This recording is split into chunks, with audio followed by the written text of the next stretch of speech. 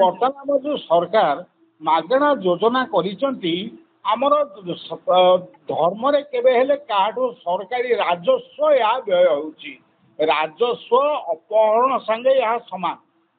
କାହିଁକି ଆପଣ ଏଟାକୁ ରାଜସ୍ୱ ଅପହରଣ ବୋଲି କହୁଛନ୍ତି?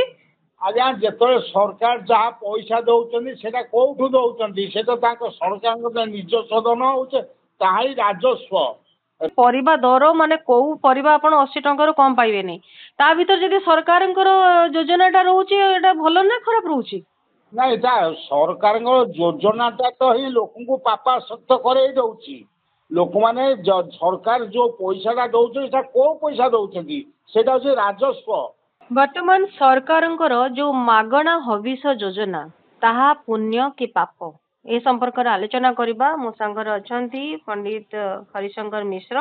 ଚାଲନ୍ତୁ ତାଙ୍କ ସହିତ ଆଲୋଚନା କରିବା। ପଣ୍ଡିତଜୀ ନମସ୍କାର। ଜୟ ଶ୍ରୀ ଜଗନ୍ନାଥ। ଆପଣ ବର୍ତ୍ତମାନ ଯୋଉ କାର୍ତ୍ତିକ ହବିଷ ବର୍ତ୍ତମାନ ପୂର୍ଣ୍ଣମୀରେ ସମସ୍ତେ ଜାଣିଛନ୍ତି ଯେ ମାସଟା ଯାକ ଯେ ଲୋକମାନେ ଯୋଉମାନେ କି ପୁଣ୍ୟ ଅର୍ଜନ କରିବାର ମାସଟା ହଉଛି ଏଇ କାର୍ତ୍ତିକ ମାସ ଏବଂ ଯୋଉଥିପାଇଁ କି ସେମାନେ ହବିଷ ଡାଲମା କରିଥାନ୍ତି ଏବଂ ଅରୁଆ ଖାଇଥାନ୍ତି ଆମିଷ ସେବନ କରିନଥାନ୍ତି। ତା ଭିତରେ ଯୋଉ ସରକାରଙ୍କର ଯୋଉ ଯୋଜନା ରହିଛି ତାହା ପୁଣ୍ୟ ନା ପାପ ଆପଣଙ୍କ ମତରେ କଣ?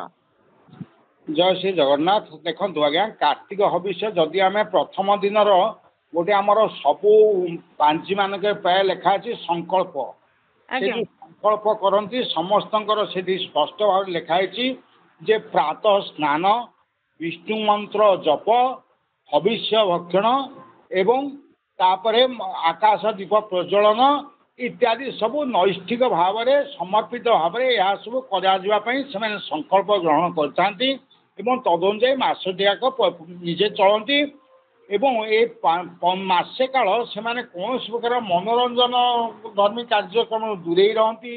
ଆପଣଙ୍କ କୌଣସି ପ୍ରକାର ଉପଭୋଗରୁ ଦୂରେଇ ରହନ୍ତି।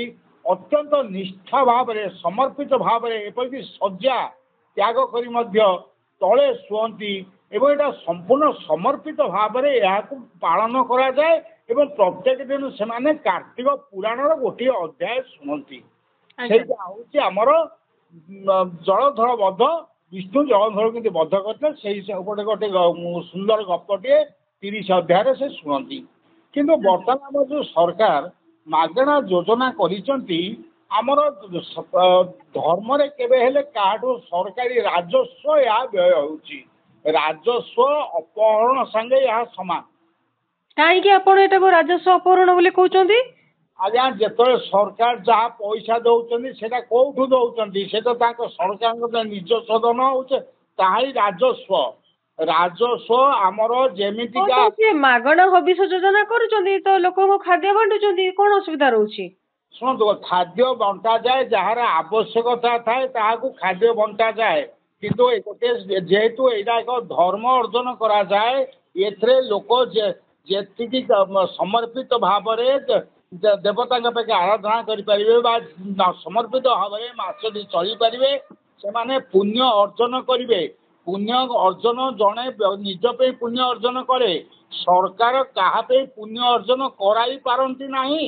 ସରକାର ତାଙ୍କର ଯୋଜନା କରିପାରନ୍ତି ହଁ ଆମେ କହିବୁ ଆପଣଙ୍କର 5 ଟଙ୍କିଆ ମିଲ୍ ଯୋଉ ମାଗଣା ଯୋଜନା କରୁଛନ୍ତି ସରକାର ସେଥିରେ ପାପ କୋଉଠି ରହିଲା? ସେଥିରେ ତ ଲୋକମାନେ ଖାଇବାକୁ ପାଇବେ ଯୋଉମାନେ ହବିଷ ଡାଲମା ଯୋଉ ଆପଣ ଦେଖନ୍ତୁ ବର୍ତ୍ତମାନ ସମୟରେ କାର୍ତ୍ତିକ ମାସରେ ବର୍ତ୍ତମାନ ଯଦି ଦେଖିବେ ପରିବା ଦର ମାନେ କୋଉ ପରିବା ଆପଣ 80 ଟଙ୍କାରୁ କମ ପାଇବେନି ତା ଭିତରେ ଯଦି ସରକାରଙ୍କର ଯୋଜନାଟା ରହୁଛି ଏଟା ଭଲ ନା ଖରାପ ରହୁଛି? ନାଇଁ ଏଟା ସରକାରଙ୍କ ଯୋଜନାଟା ତ ହିଁ ଲୋକଙ୍କୁ ପାପାସକ୍ତ କରେଇ ଦଉଛି।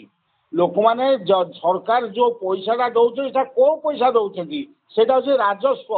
ଆମର ଲୋକଙ୍କ ପଇସା ନା ରାଜସ୍ୱ ପଇସା ହେଲେ ବି ତ ଲୋକଙ୍କ ପଇସା ଲୋକଙ୍କ ପାଖରୁ ଲୋକଙ୍କ ପଇସା ଲୋକମାନେ ଯେତେବେଳେ ଦେଇଦେଲେ ସରକାରଙ୍କୁ ଟିକସ ଆକାରରେ ସେଇଟା ହେଇଗଲା ରାଜସ୍ୱ।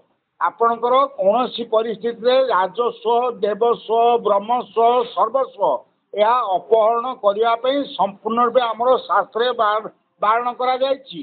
ଯେହେତୁ ରାଜସ୍ୱ ବିନିମୟରେ ଏବଂ ସରକାର ଯେହେତୁ ଏମାନଙ୍କୁ ହବିଷ୍ୟ କରାଉଛନ୍ତି ଏ ପାପଟା ଆଜ୍ଞା କାହାର? ଏ ପାପ ହେଉଛି ସରକାରଙ୍କର। ରାଜ୍ୟର ପାତକ ରାଜା ମୁଣ୍ଡରେ ଆମର ସେଥିପାଇଁ ଅଛି ଯେତେ ପ୍ରକାର ପାପ ହୁଏ ଯେତେ ଯାହା ହୁଏ ରାଜ୍ୟର ମୁଖ୍ୟ ଯିଏ ସେ ହିଁ ସବୁ ପାପ ମୁଣ୍ଡାନ୍ତି। ତେଣୁ ସରକାର ଏଇ ଯୋଉ ଯୋଜନା କରୁଛନ୍ତି ମାଗଣା ହବିଷ ଯୋଜନା ଜନପ୍ରିୟ ହବା ପାଇଁ ଗଣତନ୍ତ୍ର ରାଷ୍ଟ୍ରରେ ପ୍ରକାରାନ୍ତରେ ଧାର୍ମିକ ଅପରାଧ ହଉଛି। ଏହା ନିଶ୍ଚିତ ଭାବେ ଆପଣ ଯେକୌଣସି ଶାସ୍ତ୍ର ପୁରାଣ ଦେଖନ୍ତୁ ଏଥିରେ ଆପଣଙ୍କର ନିଶ୍ଚିତ ଭାବରେ ଧର୍ମ ପରିବର୍ତ୍ତେ ପାପ ହଉଛି। ଏହା ଆମର ଶାସ୍ତ୍ରୀୟ ମତ। ଏହା ଆମର ଶାସ୍ତ୍ରୀୟ ମତକୁ ସରକାର ଯଦି ଗୋଟିଏ ଦେଶ ରାଜ୍ୟକୁ ଧର୍ମ ମାର୍ଗରେ ଚଳେଇବେ ଧାର୍ମିକ ମାର୍ଗରେ ଚଳେଇବେ ଲୋକଙ୍କର ସତ୍ ଭାବନା ସତ୍ ଚିନ୍ତା ଆସିବ। ଆଜ୍ଞା ଦେଖନ୍ତୁ ଯଦି ରାଜସ୍ୱ ସେ ଖାଇକିରି ଯୋଉ ଲୋକଟେ ହବିଷ କଲା ତା ମନ ଭିତରେ କୋଉ ଧାରଣା ଆସିବ ଆମେ କେମିତି ମାଗଣା ଖାଇବା ଆମେ କେମିତି ମାଗଣା ଚଳିବା ଏ ଅନ୍ନ ମେବ ବ୍ରହ୍ମ ଆମେ ଯୋଉ ଅନ୍ନ ପେଟକୁ ଆମର ଯିବ ତାହା ଆମର ମନ ଭାବକୁ ପରିବର୍ତ୍ତନ କରିବ। ଯଦି ଆମକୁ ଗୋଟେ ମାଗଣା ଅନ୍ନ ଆମ ପେଟକୁ ଆସିଲା ତାହେଲେ ଆମ ମନ ଭିତରେ ସବୁବେଳେ ଆସିବ ଆମେ କେମିତି ମାଗଣା ସବୁବେଳେ ଖାଇବା ଆମେ କେମିତି ମାଗଣା ସବୁବେଳେ ଚଳିବା। ଅନ୍ନ ମେବ ବ୍ରହ୍ମ ଆପଣଙ୍କୁ ଗୋଟେ ଛୋଟ ଉଦାହରଣ ଦଉଛି।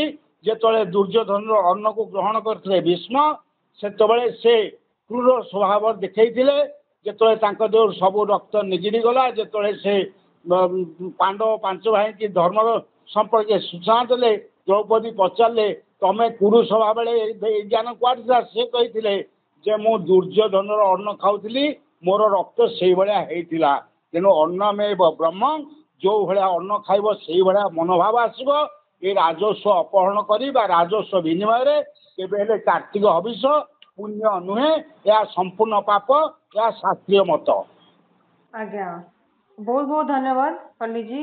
ଆପଣ ହବିଷରେ ଯେତେବେଳେ ସରକାର ଗୋଟେ ଯୋଜନା ତିଆରି କରୁଛନ୍ତି ତାହା ଆପଣଙ୍କର ମତ ହଉଛି ଏଇ ଯୋଜନାଟି ପୁଣ୍ୟ ନୁହଁ ପାପ ଏବଂ ଯୋଉଠି ସରକାରଙ୍କର ଏଇ ଯୋଉ ଯୋଜନା ଆପଣ ଲୋକମାନଙ୍କ ପାଖରେ ପହଞ୍ଚାଉଛନ୍ତି ଯେ ଯୋଉ ପୁଣ୍ୟର ମାନେ ହଉଛି ଯେ ଆମେ ନିଜ ପଇସାରୁ କିଛି ଦାନ କରିବା ଏହା ତ ଆଜ୍ଞା ନିଜେ ଯାହା ଅର୍ଜନ କରିବା ନିଜେ ଯାହା ଅର୍ଜନ କରିବା ତାହା ଦାନ ତାହା ଦବା ଅର୍ଜନ କରିବା କିନ୍ତୁ ରାଜସ୍ୱକୁ ନେଇକି ଆମେ ପୁଣ୍ୟ ଅର୍ଜନ କରିପାରିବା ନାହିଁ।